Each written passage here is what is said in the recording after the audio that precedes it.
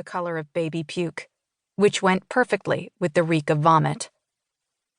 There were maybe 15 adult men in the room, and the barely 18-year-old Dillon Poe, and Dillon felt very, very bad. Bad to a degree he had never felt before.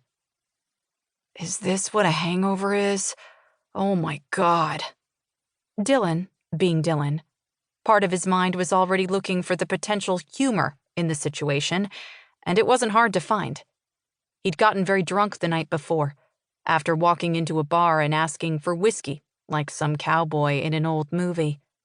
Having no choice or will of his own at that moment, the bartender had poured, and Dillon had gagged down the first fiery shot, then another, and the next thing he knew was, right now, waking up with throbbing eyes and aching head and a mouth that tasted like he'd spent the night eating roadkill. No, not roadkill. That was generic. It was funnier to be specific. Like a dead beaver? Like a dead opossum? Rats were overdone. Like a dead raccoon?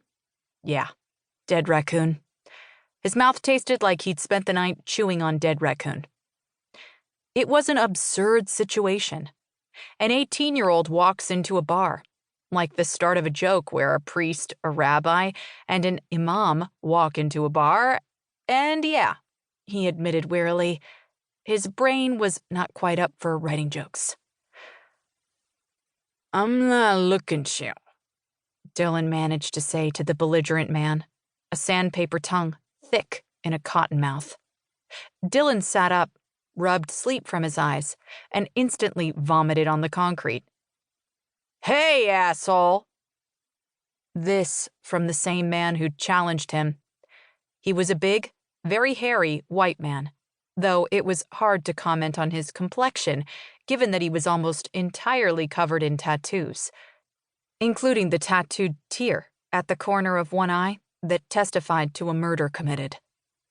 Chest hair that included some gray sprigs sprouted from a lurid chest tattoo of an American flag, where the stars had been replaced by swastikas.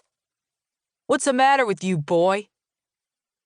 Dillon stood up, wobbly, weak, and deeply unhappy. Nasty little punk, stinking up the place, Tattoo said. This, Dillon thought, was really not fair. The place already reeked of puke and piss, and worse. There was a man passed out face down on the bench, a brown stain in his trousers. Tattoo swaggered over, grabbed Dillon's t-shirt, and kicked him in the knee. Dillon dropped to the floor, landing painfully on the concrete. Clean that up, boy. What? What? How had this happened? How was he here, on his knees? Part of him counseled quiet submission. The man was bigger and had friends. But part of him, despite the alcohol-fueled misery in his brain, simply could not shut up. Can I use that mop on your head? First rule of stand-up comedy: never let a heckler get the upper hand. Tattoo, whose limp salt and pepper hair did, arguably, resemble a mop, gaped in astonishment. Then he grinned, showing a row of overly bright, cheap, false teeth. Well, I guess I get to hand out my first ass-kicking of the day. Dillon closed his eyes and focused, and almost immediately the brutal hangover faded, and subtle but utterly impossible changes began to transform Dillon's body and face. He said, ass-kicking or ass-kissing? This earned him a hard kick meant for his stomach, but which deflected off his arm, knocking his hand into his own puddle of puke. Bad. But, on the other hand, his hangover pain was fast receding. A relief, but not the point, really. The point was that Dillon Poe was changing, physically.